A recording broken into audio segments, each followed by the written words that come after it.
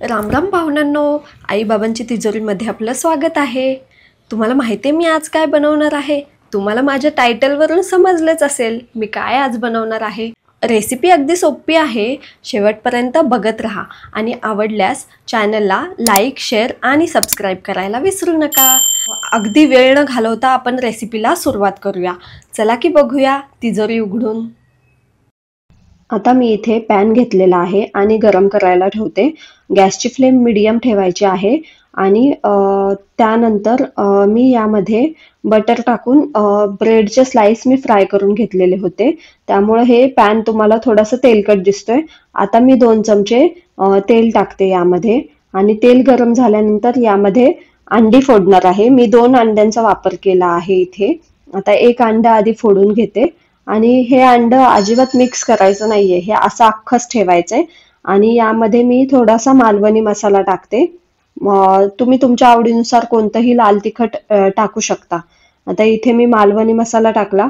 त्यानंतर मी यामध्ये थोडंसं मीठ टाकलं चवीपुरतं आणि त्यानंतर मी काश्मीरी लाल पावडर टाकणार आहे, थोडासा रंग येण्यासाठी. आणि त्यानंतरच मग आहे ना, हे थोडा वेळ आहे ना 2 मिनिटं परतून द्यायचं आहे आणि परतल्यानंतर मग ह्याला पलटी करायचं आहे आणि सेम पॅन मध्येच दुसऱ्या साईडला पण एक अंड फोडून घ्यायचं आहे. आता हे पलटी करताना माझे जे वांदे होतात ना, मला आयुष्यात कधी अंड्याचं ऑमलेट पलटी करता आलं नाही. आणि आईचा एकच डायलॉग असतो, एवढी मोठी घोडी झाली तरी अंड्याचं ऑमलेट काय पलटी करता येत नाही तुला. काय सांगू आता, अंड्याचं ऑमलेट पलटी करणं हे किती मुश्किल आहे. ज्यांना अंड्याचं ऑमलेट पलटी नाही करता येत तेच सांगू शकतात. तुम्हाला येतं का अंड्याचं ऑमलेट पलटी करता? आता हे अंड तर कसं फुटलं बघा. मी काहीतरी चांगलं करायला जाते आणि हे असं काहीतरी उलट पालटच होऊन बसतं. आता यामध्ये पण मसाला टाकते मी आणि थोडंसं चवीपुरतं मीठ टाकते आणि लाल तिखट टाकते, म्हणजे याला जशी टेस्ट पाहिजे तशी मिळेल. आणि हे टाकल्यानंतर आता हे पलटी करताना मजा बघा फक्त.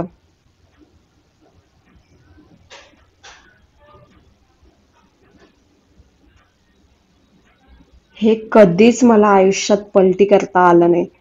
तुटलंच, मला वाटलंच होतं हे तुटणार आहे. हा, झालं एकदाच पलटी. आता दुसरं पण ऑमलेट पलटी करून घेऊया. त्याची पण कसरत बघा आता कशी. हे पण तुटलं. तुम्ही तर नीट पलटी करा अंड्याचं ऑमलेट, मला तर येत नाही. पण तुम्ही करा आणि ही रेसिपी ट्राय करून मला सांगा कशी झालेली आहे. आता अंड्याचं ऑमलेट रेडी आहे. मी एका प्लेटमध्ये ब्रेडचे स्लाइस घेते. आता ब्रेडच्या स्लाइसला मी इथे टोमॅटो सॉस लावून घेते. तुम्हाला नसेल आवडत तर तुम्ही नाही लावलं तरी चालेल, पण हे लावल्यानंतर खूप छान टेस्ट येते. आणि त्यानंतर मी याला मायोनीज लावणार आहे. आता मी हे घरी बनवलं होतं मायोनीज, ह्याची पण रेसिपी मी परवा दिवशीच मी अपलोड केलेली आहे आपल्या यूट्यूब चॅनलवर, तर तुम्ही ती नक्की बघा. 1-2 मिनिटाचीच रेसिपी आहे. खूप टेस्टी मायोनीज होतं हे आणि इतकं हेल्दी आहे. हे तुम्ही फ्रीजला 2 दिवस ठेवू शकता आणि बाहेर तुम्ही 1 दिवसच ठेवू शकता. त्यानंतर आता मी यामध्ये कोबी टाकणार आहे थोडासा. कोबी माझ्या घरात होता म्हणून मी वापरला आहे. तुम्हाला नसेल टाकायचं तर तुम्ही नाही टाकला तरी चालेल, पण टेस्ट अति उत्तम येते याची. आणि त्यानंतर मी इथे अंड्याचं ऑमलेट ठेवणार आहे आणि चिली फ्लेक्स टाकणार आहे थोडेसे. तुम्ही थोडेसे ऑर्गॅनो टाकू शकता, चिली फ्लेक्स टाकू शकता, ब्लॅक पेपर पावडर पण टाकू शकता. तुम्हाला जे आवडतं ते टाका तुम्ही सँडविच मध्ये. आता हे अंड्याचं ऑमलेट ठेवते